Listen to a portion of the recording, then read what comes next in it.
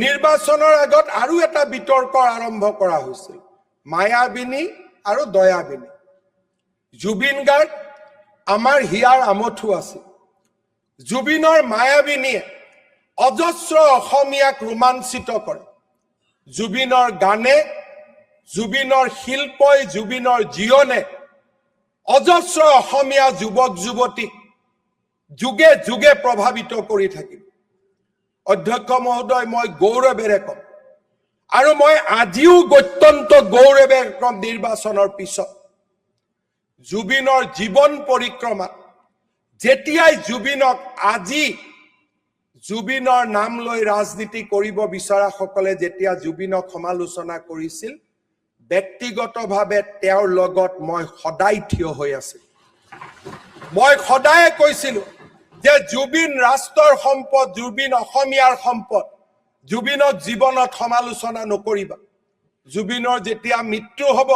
আমি সকলোৱে কান্দিব লাগিব আৰু ই মোৰ কোৱা কথা নহয়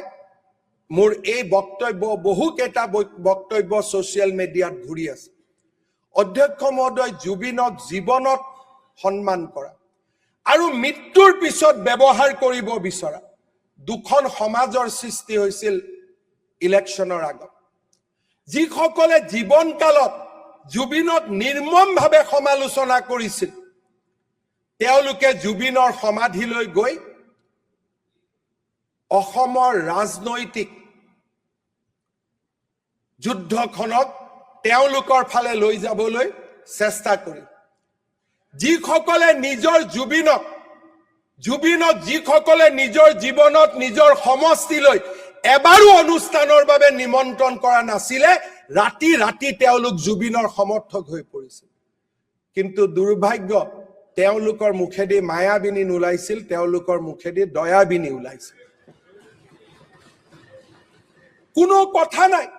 যিসকলে নিজৰ সমষ্টিত বাংলাদেশৰ পৰা সদায় গায়ক আনিছিল ৰাতি ৰাতি তেওঁলোক জুবিন গাৰ্গৰ সমৰ্থক হৈ পৰিল অধ্যক্ষ মহোদয় আপুনি বৰপেটাত ৰাজনীতি কৰে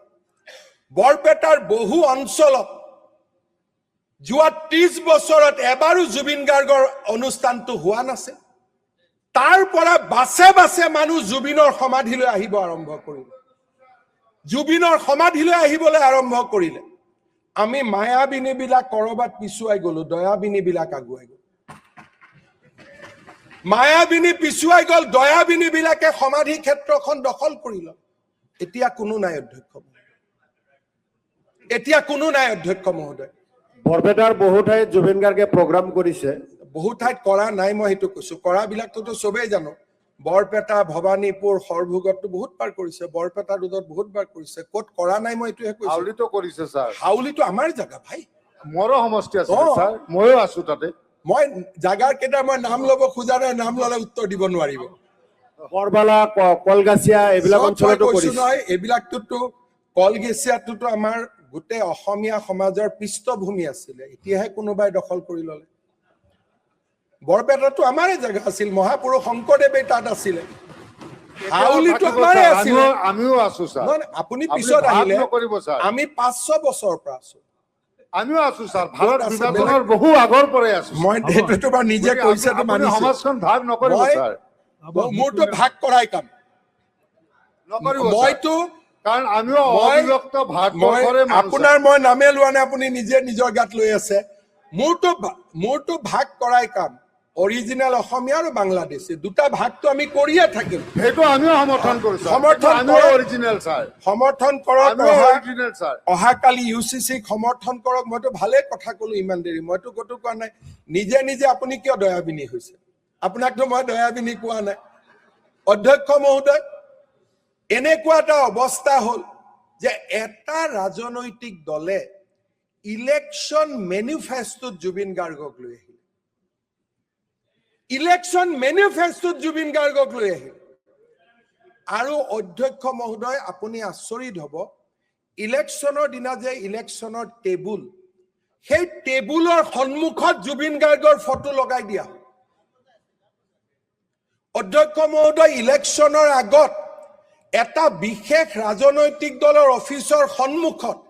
সেই ৰাজনৈতিক দলৰ সভাপতিজনৰ ফটো নাছিলে। বিজেপিৰ কাৰ্যালয়ৰ সন্মুখত বাজপেয়ী নৰেন্দ্ৰ মোদীৰ ফটো দেখা পোৱা যায়। কংগ্ৰেছৰ কাৰ্যালয়ৰ সন্মুখত ৰাজীৱ গান্ধী, ইন্দিৰা গান্ধী, ৰাহুল গান্ধীৰ ফটো দেখা পোৱা যায়। এইবাৰ বদলি গ'ল অধ্যক্ষ মহোদয়। সদায় বদলি থাকিবনে নাই? এইবাৰ বদলি গ'ল অধ্যক্ষ মহোদয়। ৰাজনৈতিক দলৰ কাৰ্যালয়লৈ জুবিন গাৰ্গক লৈ অহা হ'ল। অসমৰ ৰাইজে উত্তৰ কি দিলে? অসমৰ ৰাইজে উত্তৰ দিলে যে জুবিন গাৰ্গক লৈ ৰাজনীতি নকৰিবা, তেওঁ আমাৰ সম্পত্তি।